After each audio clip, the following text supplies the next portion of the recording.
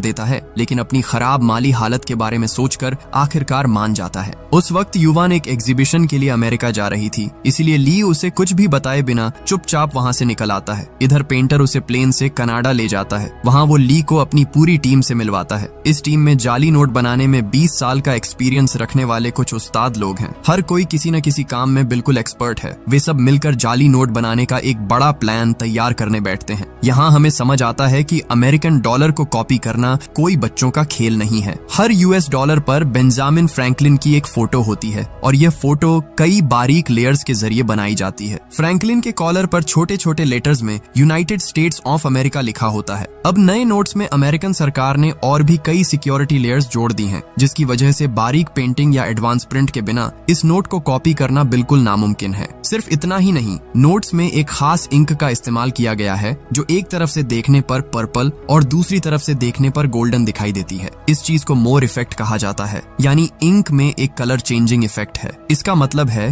कि इस नोट को बनाने के लिए उन्हें असली पेपर और यह खास इंक दोनों का जुगाड़ करना होगा। अब पेंटर की पूरी टीम इन प्रॉब्लम्स के सॉल्यूशन पर दिमाग लगाने लगती है। सबसे बड़ा चैलेंज था वाटरमार्क लगाने का काम। इसके लिए वे पुराने चाइनीज आर्टिस्ट्स की टेक्निक फॉलो करके 3 अलग अलग लेयर्स पर पेंट करने का प्लान बनाते हैं। सबसे बीच वाली लेयर पर बहुत ही बारीकी से वाटरमार्क सेट किया जाएगा और ये पूरा काम ली को अपने हाथों से पूरा करना होगा। अब मेन काम शुरू करने से पहले ली कुछ प्रैक्टिस नोट्स तैयार करता है। वो इतने परफेक्ट तरीके से नोट ड्रॉ करता है कि टीम के सभी लोग उसका काम देखकर पूरी तरह से हैरान रह जाते हैं। इसी तरह कुछ दिन प्रैक्टिस करने के बाद वे अचानक ईस्टर्न यूरोप चले जाते हैं। वहाँ एक नीलामी में पुराने बैंक नोट छापने की मशीन बिक रही थी और वे उसे खरीद लेते हैं। अब सवाल आता है कि असली बैंक नोट जैसा कागज कहाँ से आएगा। तब पेंटर एक कमाल की जानकारी देता है। वो बताता है कि यूएसए सरकार जिस कागज से नोट छापती है, ठीक उसी क्वालिटी के कागज से वे टेलीफोन डायरेक्टरी भी तैयार करते हैं। बस ये बात सुनते ही वे उस डायरेक्टरी के छापे खाने में जाकर मालिक से सीधे 500 टन पेपर खरीद लेते हैं। अब इन पेपर्स को लेकर ली के डिजाइन के हिसाब से जाली नोट छापने का काम शुरू होता है। नीलामी से खरीदी गई उस विशाल मशीन में नोट पर नोट छपने लगते हैं और ये नोट देखने में बिल्कुल असली नोट जैसे ही लगते हैं। लेकिन एक बड़ी प्रॉब्लम अभी भी बाकी थी और वो थी कलर चेंजिंग मोर इफेक्ट। इसके लिए जो खास इंक चाहिए वो सिर्फ सरकारी दफ्तरों के पास ही मिलती है और इस इंक को हासिल करने के लिए पेंटर एक खौफनाक प्लान बनाता है। खैर, पेंटर अपनी टीम के साथ सेंट्रल बैंक की एक गाड़ी पर सीधा हमला बोल देता है। उस गाड़ी में उस कलर चेंजिंग इंक के कई बैरल थे और पेंटर उन्हें ही लूटने आया था। अब न चाहते हुए भी ली को इस काम में उसके साथ जाना पड़ता है। गाड़ी छीनने की कोशिश के दौरान गार्ड्स गोलियां चलाना शुरू कर देते हैं और जवाब में पेंटर की गैंग भी पलटवार करती है। इस भीषण गोलीबारी के बीच बेचारा ली बुरी तरह फंस जाता है। तभी एक गार्ड अचानक ली की तरफ बंदूक तान देता है, लेकिन